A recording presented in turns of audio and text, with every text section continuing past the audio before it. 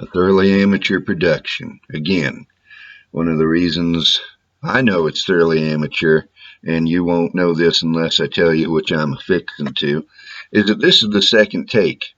I started off redoing a video that I'd already done and doesn't need redoing instead of the video I intended to do. Today, I want to consider, and I'm going to double check my notes here, I want to consider what is straight whiskey. Now, because of the thoroughly amateur lighting, it's going to be fun reading this, but it's Rebel 100 Kentucky Straight Bourbon Whiskey. Well, last week we looked at what is bourbon. If you've seen that video, I say last week, in the last video, my goal is to put up one once a week.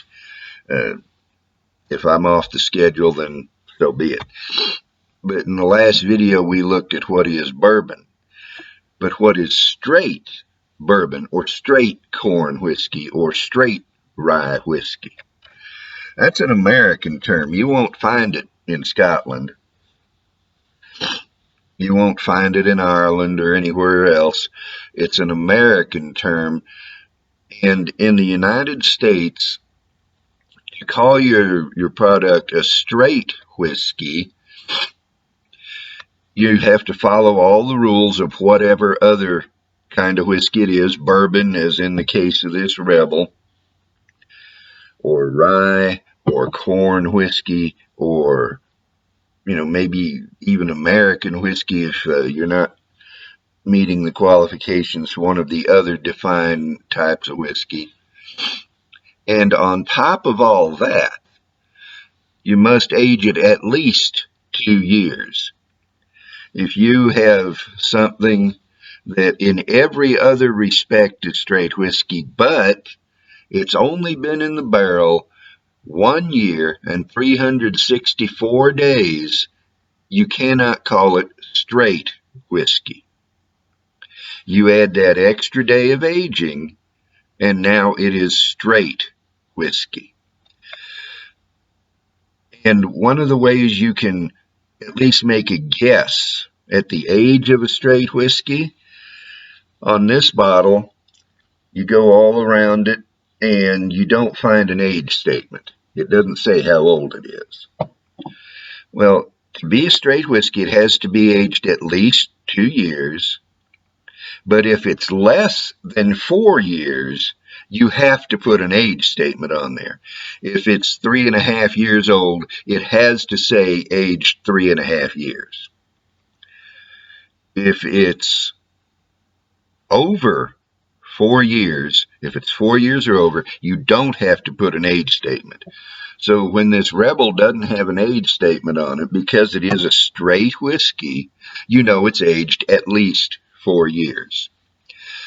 Now, if it's 4 years or more, you can still put an age statement on it. I want to dig something else out here real quick. Where is it at? This is, I'm going to switch back so I can see what I'm showing you. This is Knob Creek. This bottle helps you see it a little better. It's Knob Creek 9, and you can see the 9 right there. Kentucky Straight Bourbon Whiskey. And it has that age statement on there, but it's 9 years old. Because it's 9 years old, you don't have to put the age statement on there, but they can, and they do, because they want you to know it's 9 years old. As a general rule, I would guess, I don't know. Remember, I'm pretty much a beginner too. If you want to research this, you're free to do it. I would guess that on a non-age stated straight whiskey, it's probably not going to be much, if any, more than 4 years old. Another thing about the age statement is that's the age of the youngest whiskey in the bottle. If to get the right taste that they want that is characteristic of that whiskey, they dump, say, 100 barrels. It's a batch of 100.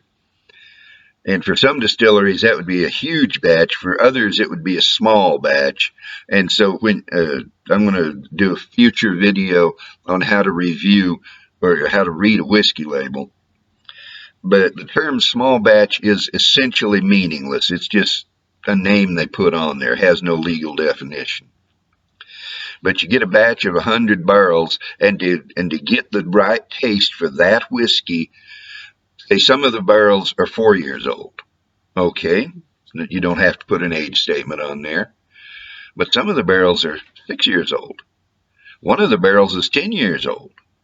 There's some barrels in there that are anywhere from 5 to 9 years old. Well, because the youngest barrels are 4 years old, if you put an age statement on the bottle, it has to say 4 years old because that's the youngest whiskey in that batch. And that also is why sometimes you won't see an age statement on a bottle, because in batching, you might not always have any barrels that particular age. Maker's Mark does not have an age statement because they age to taste. They don't say, well, these barrels are X number of years old, we can dump them now. They say these barrels taste like Maker's Mark, we can dump them.